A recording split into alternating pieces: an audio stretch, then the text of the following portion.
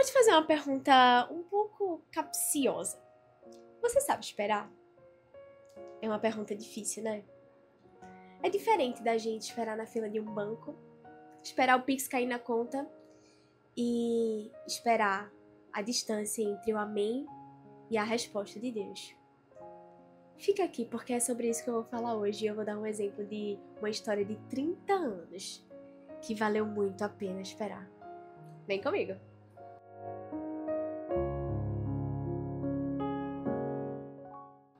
Olá, eu sou Emília Aguiar, eu sou cristã desde berço e eu precisei desaprender totalmente religião para viver uma vida de intimidade verdadeira e profunda com Deus. Bom, como eu estava falando, esperar é uma coisa corriqueira, é totalmente diferente de você orar, Deus falar com você, você ouvir a promessa dele, ouvir o que é que ele tem para sua vida, ouvir todos os planos, os sonhos, saber que vai se cumprir e esperar acontecer. Pode ser que a sua promessa ela seja cumprida amanhã.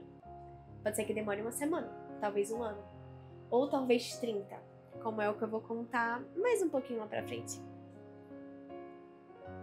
E tudo muda. Toda a estrutura da sua promessa vai mudar de acordo com a sua posição em relação a isso. Porque se você não souber esperar, você pode perder tudo, ou pelo menos quase tudo, que estava preparado, reservado, prometido a você. Bem forte, né? Mas aguenta o coração, que você vai aprender a esperar do jeito certo. Bom, nesse corredor de espera, é muito importante que a gente tenha uma posição de confiança. O que é muito difícil nesse mundo de hoje, onde tem uma correria, a gente corre pra lá, corre pra cá, e parece que a gente tá sempre atrás de um gêniozinho que tá fazendo mais rápido do que a gente. Só que isso é um perigo. Porque quando se trata das promessas de Deus, não existe chegar mais rápido, não existe fazer mais rápido, não existe essa coisinha de dar uma mãozinha pra Deus. Porque Ele sabe o tempo de tudo. E os personagens que inventam de dar uma mãozinha para Deus acabam bagunçando todo o plano que estava feito. Como foi na história de Abraão, por exemplo. Abraão já era muito velhinho e recebeu a promessa de que a sua descendência seria tão incontável quanto o número de estrelas no céu. E era uma noite bem estrelada. Só que a sua esposa, a qual a promessa foi direcionada para ela, porque Abraão não pode gerar, né? Abraão é homem. Durante a promessa, os anjos perguntaram: cadê sua esposa? E a esposa de Abraão riu. Sara riu da promessa. Sara não confiou na promessa. Sara foi incrédula de pensar que ela, tão idosa, já havia parado de menstruar há muitos anos, seria capaz de gerar um filho. Isso seria algo impossível. Impossível até mesmo nos dias de hoje. Como é que Sara, tão idosa, poderia gerar um filho? E para isso ela pensou numa solução. Ela pensou, se eu não consigo, eu vou fazer um meio, vou ajudar Deus no meio em que seja possível. Ora para isso. Como é que nós podemos ajudar Deus em alguma coisa? O Deus que tudo pode, que tudo faz. Será que existe mesmo algo tão impossível para Ele? Eu tenho certeza que não. Mas não foi assim que Sara pensou na mente humana dela. Ela pensou que o filho poderia vir através de Agar. E aí nós tivemos Ismael. E a consequência disso perdura até hoje. Vocês viram os rumores? Vocês estão vendo o que está acontecendo?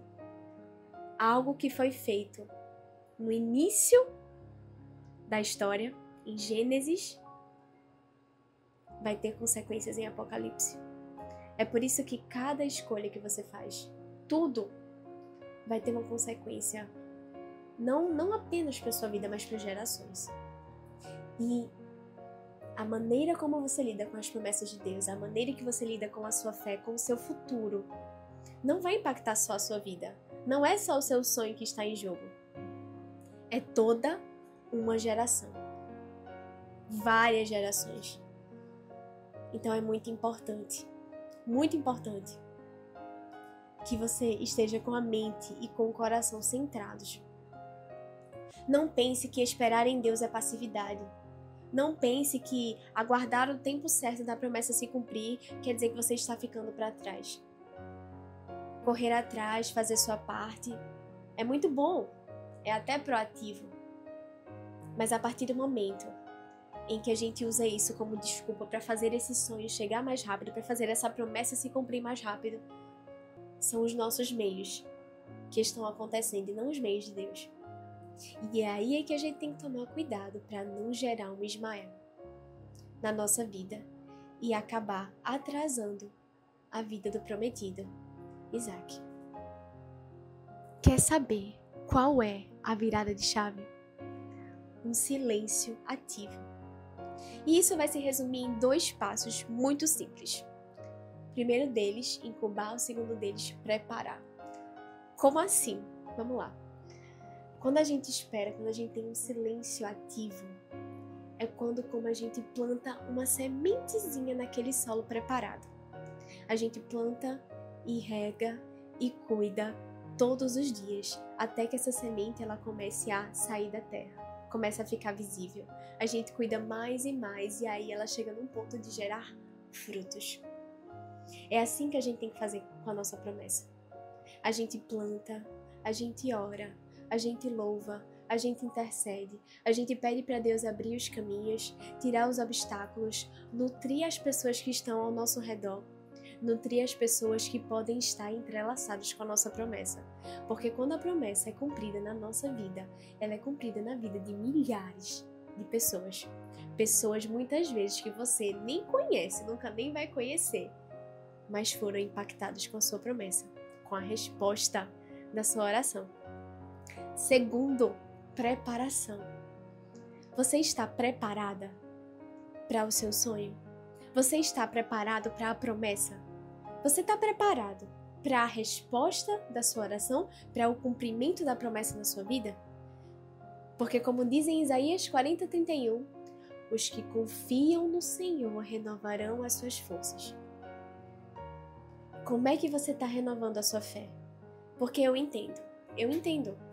Tem horas que nós, humanos, podemos desanimar, podemos dispersar um pouco a nossa atenção, o nosso caminho. A gente pode pensar, nossa, será que foi isso mesmo? Será que eu não entendi errado? Isso pode acontecer. Mas aí é que vem a preparação. Que a gente possa trocar a incredulidade pela fé, o medo pela coragem, a crítica e o resmungo e a reclamação pelo louvor. Isso é se preparar, isso é se fortalecer. Ver as dificuldades e os problemas como formas da gente se lapidar para estar prontos para a promessa de Deus. É totalmente diferente você chegar na terra prometida sabendo que você foi forte, sabendo que você conseguiu, que você resistiu. Não desista. Veja bem, o povo de Israel ele passou 40 anos no deserto. E esse trajeto era para ter durado 40 dias. De 40 dias para 40 anos. É um longo período de tempo, não é? E se você olhar bem a história deles, demorou todo esse tempo porque eles não souberam aproveitar essa jornada. Não souberam aproveitar a presença de Deus ali com eles no deserto. Não aproveitaram tudo o que o Senhor ofertou durante o deserto. Eles reclamavam. E isso, inclusive, custou a promessa de Moisés, que era o que estava liderando esse povo tão teimoso. E justamente um homem que estava tão íntimo com Deus se deixou levar pelas reclamações do povo. E aí a ordem que era apenas falar com a rocha representava Deus. Era uma promessa já para o futuro do futuro. Mas Moisés, ele estava tão bravo, estava tão exausto, estava tão esgotado, que ele bateu na rocha e bateu 2 vezes. O milagre de Deus foi cumprido, saiu água da rocha. Porque Deus, ele mantém sua palavra. Mas infelizmente Moisés ele não pôde entrar na terra prometida. Por causa desse momento, desse pequeno deslize. Moisés ele perdeu de entrar na terra prometida. A terra que foi o que deu início a todo o propósito dele. Será que a gente quer repetir essa história nas nossas vidas? Ou será que a gente vai aprender a respirar, a viver um dia de cada vez e a não tomar os fardos dos outros para nós? Não tomar as reclamações dos outros para nós. E ter muito cuidado. Porque tem mais uma coisinha que pode atrasar. Inclusive pode até te desviar do caminho da promessa da sua vida. Que é não saber o tempo de ficar em silêncio. Quantas vezes você, infelizmente, estava cheio de ideias, cheio de projetos, e lá e cá e tá, e falou a coisa errada para a pessoa errada. Aquele pequeno spoiler que não seria nada demais e acabou sendo tudo o que desandou. Aquele projeto que tinha tudo para acontecer, quase. Não chegou. Por causa de uma palavra que a gente tava tão animado, tão eufórico, tão feliz, que a gente conta. E logo quando a gente conta, a boca da gente fala: ai meu Deus, essa pessoa não era pra eu ter sabido disso agora. Eu sei. Mas nada como um pouquinho de tempo, um pouquinho de maturidade e exercícios não ajudem a gente a melhorar nessa questão também. Temos que ter muito cuidado. Nem sempre as pessoas mais próximas, nem sempre os amigos, ou até mesmo aquele líder que você tem tanta proximidade. Nem sempre eles vão estar alinhados e vão perceber e vão ter a sensibilidade de ver a promessa que Deus tem para ti. De enxergar com os olhos espirituais que você está enxergando. Meu querido, minha querida, se Deus fez a promessa para você, ela vai se cumprir. Se Deus te deu um sinal para dizer sim ou dizer adeus, vai se cumprir. Pedir a validação de outras pessoas para validar aquilo que Deus disse. Qual é a lógica nisso? Não tem fundamento nenhum. E pode, inclusive, te desviar do caminho. Desviar do caminho da sua fé. E isso a gente vê na história de Ana. Ana, ela estava se debulhando em lágrimas, chorando aos pés do Senhor, no templo orando. E o sacerdote Eli, apesar de ser um sacerdote, uma pessoa ligada a Deus, uma pessoa que estava o mais perto de Deus ali naquele momento, na autoridade que ele tinha. Ele não conseguiu entender que Ana estava orando ao Senhor. Ele pensou que Ana estava embriagada e não estava falando coisa com coisa, porque ela não estava falando, apenas os seus lábios se mexiam. E ela chorava, estava muito angustiada. Depois ouça e procure saber um pouquinho mais sobre essa história, a história de Samuel. E aí Ana falou: Senhor, eu não estou embriagada, eu nem cheguei perto nem de vinho nem de bebida forte. Eu apenas estou clamando ao Senhor. E aí ele, mesmo não tendo a sensibilidade de perceber que Ana estava falando com Deus, ele disse: que seja feita, que se cumpra a promessa, que aconteça o desejo do seu coração. E assim foi feito. Porque quando é para acontecer algo, quando é da vontade de Deus, quando é a promessa de Deus, vai se cumprir. Mas veja, você quer ser o facilitador? Você quer se preparar? Você quer abrir esses caminhos que Deus está mostrando para você? Ou você quer... Ai, eu acho que não é isso não. Ai, eu acho que eu vou dar uma mãozinha para Deus, acho que eu vou ajudar Ele, porque, né? De que lado você tá? Você tá do lado da fé ou do lado da incredulidade? Será que você tá sabendo de qual lado você está? Talvez você pense que você está esperando e na verdade você não está. São muitas perguntas, mas nada que não possa ser resolvido com muita oração, com muito louvor, com intimidade com Cristo, proximidade. Deus, Ele revela as suas promessas. Deus, ele não quer revelar aos sábios e aos entendidos, ele quer revelar aos mansos e humildes de coração.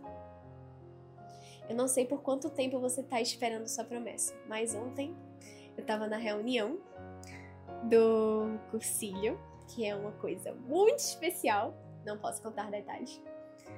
E a esposa de um bispo muito querido da minha igreja, ela contou sobre duas promessas que demoraram 30 anos para que ela pudesse revelar. Você conseguiria esperar 30 anos para contar uma coisa tão boa que aconteceu com você? Será? Talvez não. Mas ela é uma mulher que eu admiro muito, uma mulher muito sábia, ela teve esse discernimento. E a promessa foi que quando ela estava grávida do primeiro filho, ela consagrou esse filho ao Senhor, para ser ministra do Senhor. E 30 anos depois, ela, no decorrer desses anos, não falou nada sobre essa promessa, não falou nada sobre ter consagrado o filho ao Senhor desde o ventre para determinada coisa, não falou nada, permaneceu em silêncio, apenas esperando a promessa do Senhor se cumprir. 30 anos depois, o filho fora do país disse: mãe, eu vim buscar a vontade de Deus para minha vida e eu encontrei. E qual era a vontade de Deus para a vida dele? Ser ministro do Senhor. E assim foi cumprido. E só nesse momento em que ele revelou isso foi que ela contou: filho, essa é a confirmação de Deus, porque isso é fruto de uma promessa que foi feita quando você estava no meu ventre. Olha que coisa linda, gente. Ai, meu Deus! E a segunda promessa também foi nesse mesmo contexto. Ela estava grávida da filha dela, a segunda, e ela consagrou ao Senhor para ser missionária. E veja, Deus colocou no coração dela diferentes propósitos para diferentes pessoas. O meu propósito é diferente do seu. O seu é diferente da pessoa que você mais ama. A pessoa que você mais ama tem outro propósito também. Nós temos propósitos diferentes, mas nós somos corpo de Cristo, conectados. Tudo contribui para o bem do Senhor, para o nosso bem, para o bem dos que amam a Deus. E a mesma coisa aconteceu. Ela consagrou a filha para ser missionária. E aí a filha, 30 anos depois, falou: mãe, eu me encontrei. E aí ela falou a mesma coisa, ela revelou a mesma coisa. Veja, não importa quanto tempo a promessa demore. Não importa quanto tempo você vai guardar um segredo ou trabalhar em silêncio. Não importa quanto tempo a semente vai ficar lá. Se Deus falou, se foi confirmado na palavra do Senhor, essa semente, ela vai germinar, ela vai crescer, ela vai dar frutos. Mas nós precisamos regar, cuidar e ter muita fé, para que a gente seja aquele agente que ajunta e não aquele que espalha. Pois o Senhor Jesus Cristo também disse: quem não ajunta, espalha. Se não estamos colaborando para cumprir a missão que Deus nos deu, nós estamos atrapalhando todo o propósito da nossa vida. E nós não temos mais tempo para isso, não é? Eu quero muito que você confirme toda a palavra que você ouviu hoje. Quero que você comente aqui: a minha promessa será cumprida. E tenha no seu coração, afirme em voz alta: Senhor, eu quero cumprir o propósito que o Senhor tem para minha vida. Eu quero ajudar. Eu quero fazer acontecer, eu não quero atrapalhar. Eu quero fazer a tua vontade. Que a tua vontade seja feita na minha vida, sem impedimentos, sem obstáculos. Eu quero viver o propósito que o Senhor tem para mim. Falou isso com intenção, com verdade. Agora é hora de pôr em prática. Eu te vejo até a hora em que você puder voltar aqui e falar que a promessa foi cumprida e que Deus é bom nas nossas vidas. Amém? Um beijo. Até a próxima.